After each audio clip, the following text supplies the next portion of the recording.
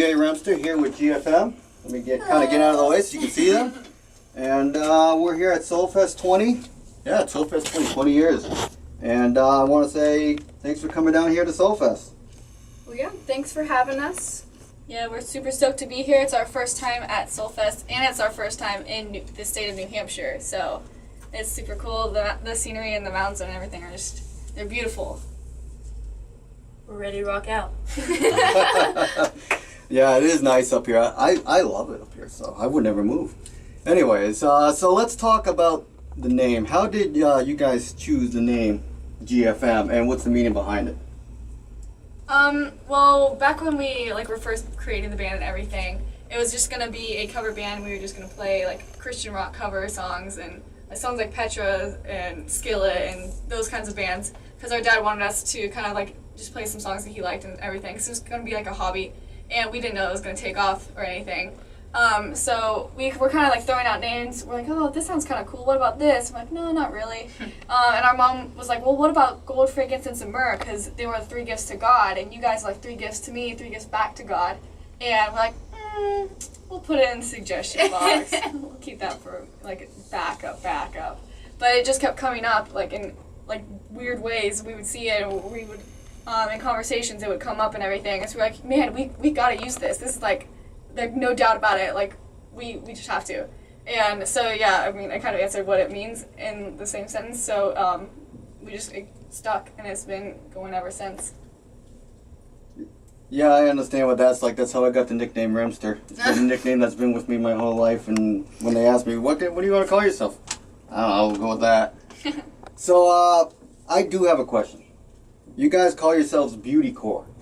What is this? Because I have never heard beautycore. Will, have you heard that before? Don't think so, no. Explain this to me. Well, beautycore is a completely new genre that we have created, because our music kind of classifies as the metalcore genre, but we don't really fit the mold of a metalcore band, because we're not the 5 to 7 guy band who has a keyboardist and a bassist and 2 guitarists and 2 singers, one's a screamer, one's a singer, and they got the double kick and everything. But our sound kind of resonates with that, but it's only 3 girls, and so our vocals are different, our screamings are different, our guitars and even drumming and bass and stuff, it's all different. So we kind of were joking around with because we always play with guy bands, because there's not that many girl bands in this industry. And so we're always yeah, we're beautycore, man. Isn't that funny? They're like, no, that's really cool. You should really do it. And we're like, no, that's a joke. But enough people had told us, yeah, you gotta do it. That's really cool. Make your own thing. Just become this whole new genre. See if you can start something. And we're like, okay, I guess we'll do it. And we started hashtagging it. We started we came out with the definition of beautycore, which is just hard rock and metalcore mixed together, played exclusively by women. And Urban Dictionary picked it up. Yeah, so it's an Urban Dictionary. That's awesome. And all our fans, they hashtag beautycore anytime it's posted, and we just kind of want to create a movement in the heavy music industry, where women can be in it and not just be the lead singer, or not just be the guitar player, or not just the drummer. You can have a whole band of women and you can still do the exact same thing, sometimes even better, in my opinion. And it'll be successful. It's not you're not going to be put down just because you're women. Yeah, you look like he's got something to say? No. No? Oh, she reached over and oh. No, she almost hit me in the face. Well, yeah, it's okay. You got some French in you? You talk with your hands a lot, man. It's pretty good. Oh, okay, so let's talk about the album Identity Crisis. How did this project come together? Well, like we were saying, we had started as a cover band in 2011, and then in 2014, someone had suggested to us that we write our own songs, and so that kind of came about. We were kind of going slowly through the process of figuring out how to write songs, figuring out what we wanted to portray and everything with our music. And so in 2015 we dropped our first EP, which is Death of Giants. And then in 2016 we wanted to write music. We were continuously writing, and we were discovering heavier genres. And you can see from the EP to the album the change kind of in improvement in heaviness that got switched into that. And so we wanted to go heavier and heavier, and we had just continued writing, and these new topics that we wanted to talk about, and kind of push the envelope with certain topics and everything. were coming about, and so we just kind of went with it. And we got contacted, I think, late 2015 by Jake Jones and Justin Forshaw, and they're like, we want to record your next album. And we're like, oh, well, we don't know if we're going to do an album, but we'll have a song. We can record a song with you. And he's like, yeah, okay. We'll see how that works, and then if you like it, we can do the whole album. And we're like, okay. Because, I mean, we had seen them as We As Human, and we were just like, they want to work with us? What? And so we went up there in January, because we were still in, like, actual school. And so we had to wait until we had a holiday break and everything to fly up to Nashville. And we recorded Beneath the Skin, which is our the first song that we wrote on the album. And we loved it. The whole idea of recording and kind of getting into it, because it was our first kind of, I don't want to say our first studio experience, because with the EP we were in the studio and everything, but it was our first like big time studio experience and everything. And going to Nashville and like having to fly up there or having to drive up there. And so we wanted to keep going. We loved the way that Jake like produced our music and made us sound. And so we were writing, and the songs kept coming, and we kept going to Jake, and with every song it got better and better, and so that's the rest is history, I guess. Yeah. Well, that's how it works sometimes. That's pretty cool. So the cover art, did you guys have any influence on that there at all? I guess I actually had like the idea to come up with everything, and then we have what is it called?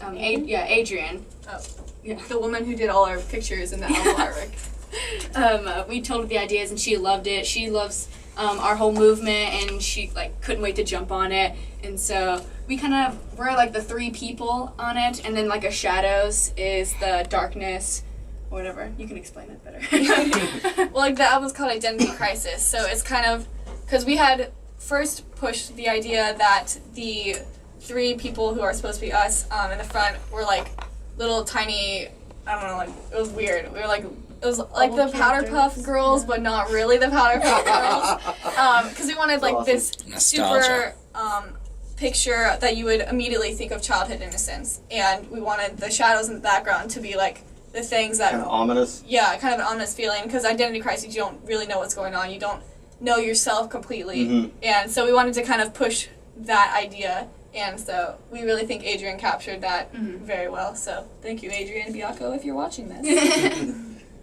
Well, I would definitely say that I definitely got that drift, especially with the name and stuff like that. It's interesting. I talk about this a lot on the Rev Show, the issue of an identity crisis that a lot of people have, believers and non-believers alike. And you just look out there, you see people constantly struggling to find out who they are in life, and sometimes they find it in gangs, sometimes they find it in drugs, sometimes they find it in music. We were the lucky ones, we found it in Christ, but yeah, it's definitely a serious subject, and one that I think needs to be touched on more, and I'm happy you guys have done that. So now real quick, could you talk a little bit about Beneath the Skin, the song? What's it about? Well, Beneath the Skin, like I said earlier, it was our first song that we went to record. And so we just we wanted to have it serve as a reminder that, yeah, you've heard it before, you've heard it millions of times, that beauty is not only skin deep, that beauty, once you find like yourself, that's the whole beauty of yourself, that's whole, like, the beauty of the world and everything. But we wanted to serve as a reminder because so many people still don't get it. They still want to change the way they look, change the way that they act, just to please other people, to feel like they are accepted, feel like they belong, feel like they're pretty. And so we wanted to continuously push the fact and serve as a reminder, like, hey, you're beautiful just the way you are. Your beauty and everything, like your level of beauty, I guess, it really is determined by how you feel on the inside, what's going on the inside. If you're right with Christ, if you're prayed up daily, if you're in the Word, if you're if you have your armor of God on and everything, it's the way you treat people, the way you treat God, the way you live your life. That's the real purpose, the real beauty of yourself. And the only way you're going to feel completely and perfectly beautiful is if you give yourself to God. And so that's kind of the reminder that we wanted to serve with Beneath the Skin. All right, now you three are sisters, right? Yes. All right, and I have a feeling I'm probably the oldest guy in this whole room right now by far. So how old are you guys? Well, I am 18 and just turned 18 June. Congrats. I am 16. And I am 13. Wow, that's pretty young to be starting up on something like this already, and I'm just amazed that God gave you that opportunity already. How did you guys come to know Christ? Is that something that you kind of grew up with, or did you, I mean, we all grow up with it at some point, but, you know, how did you guys discover Jesus in your life? Well, we all grew up in a Christian background, a Christian home, Christian family. We all grew up in the church, like a week after she was born, she was already in church again. Again, I mean, you were there before, but, so we grew up in a very loving and very Christian home. We are very blessed to have that opportunity, to have the privilege to have come up in such a great home background and everything. And me and CJ, we got saved at a really young age, and we got saved like at 4 and 5. And so when we were about 8 and 9, we kind of questioned if that was really truly us and if we really understood what was going on in that time and that opportunity and everything. And we weren't sure that it was actually real. We weren't sure that our little minds could comprehend what was going on in that moment, or if we were just repeating a prayer that the pastor had told us. So we went and talked to our pastor, and he was like, well, being saved, it's not a feeling. Sometimes you're going to feel like you're not saved. Sometimes you're going to doubt it. But you have to know that in your heart, what you believe and that you are actually saved. Being saved is not a feeling, and you have to remind yourself that you are saved, because that's just Satan trying to poke you and prod you away from God. But he was like, if you really doubt that it was serious and that was an actual thing, we can help you rededicate your life to Christ. So in 2011, that's what we did. We rededicated our lives to Christ. I can still picture the little office with the pastor, and we got baptized the next week, I think. And it was just this feeling of like, okay, I know now. This is real. This is for sure. So you can tell your story now. When I was 5, I believe, I don't have all the dates or whatever. I know it was a Wednesday night though. That's pretty good in its own right. I remember I was sitting on the bed and my mom drew out like the picture of like the cross and how here's earth and heaven and how Jesus died. So that's the only way we can get to heaven. And I remember. I like the tunes though. Pretty good. I remember that I remember thinking like, I want to go to heaven, and I won't get into like all the facts, like blah, blah, blah, whatever. And so I remember that I went to my pastor the Wednesday night, and he helped me like, is this really what you want? You know, not just making sure it's not what my mom told me or whatever, making sure it was a true feeling. And I remember I got saved that night, and then I got baptized. And it's always been like a constant, like what she said, like, is it truly, like, did I really think at 5, was I really like able to comprehend? And I truly believe that at 5 I was able to. I wasn't like all of it, but continually growing up, I've been like, I planted the seed of my salvation, and now I'm just like helping it grow. As I get older, learning more stuff about like what I can do to be a better Christian, what I can do to nourish that seed. And so, especially being on tour, it's so great being on with all these Christian guys and just hanging out, because you just learn like what they do and how they help stay with their salvation on tour, like what they do. We always have devotion in the car, you know, the day when we're driving, you know, she's always make sure we have our devotion in the morning. And it's just, it especially helps, you know, with being on tour with Christian guys, that, you know, there's no temptation to do whatever, because they're always there to like make sure you're on target. Especially with us being sisters, we can always make sure, you know, we can always be on each other's back. Like, we don't have to go around the curve like, hey, you need to calm down or whatever. So Cool. So what do you guys think of, the girls think of Soulfest? Well, what I see from it so far is super cool. All I can focus on is the food and the food trucks. there's ice cream trucks everywhere. Yeah, I'm trying not to eat sugar. I have been really bad this entire tour and eaten like every single dessert that they ever have, and so I'm the last couple weeks and everything, I'm trying to be really good.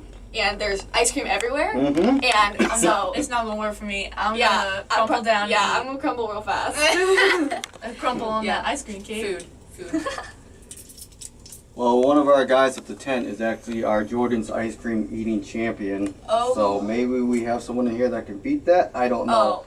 This guy will put down, I kid you not, what would you say, about a gallon?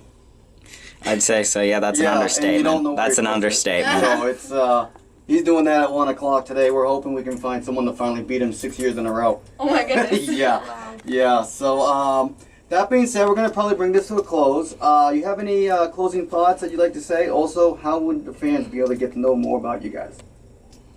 Definitely go follow us on all our social media at the GFM Band. We're on iTunes and Spotify and Google Play and every single digital download website. You just search Gold, Frankincense, and Myrrh. We'll be on there. We're on literally every single social media outlet except for MySpace. So don't go looking for Does us that there. still exist? I don't know. I think it kind of exists, It but might. it's not in use. But yeah, go follow us at the GFM Band. Our website's thegfmband.com. Literally, you can just Google the GFM Band and you'll probably be solid. So do yourself a solid. Go follow us. We've been vlogging this whole tour. We've been doing weekly vlogs. So go on our YouTube channel, The GFM Band, and you'll see all our weekly vlogs and all the fun guys on tour. See you.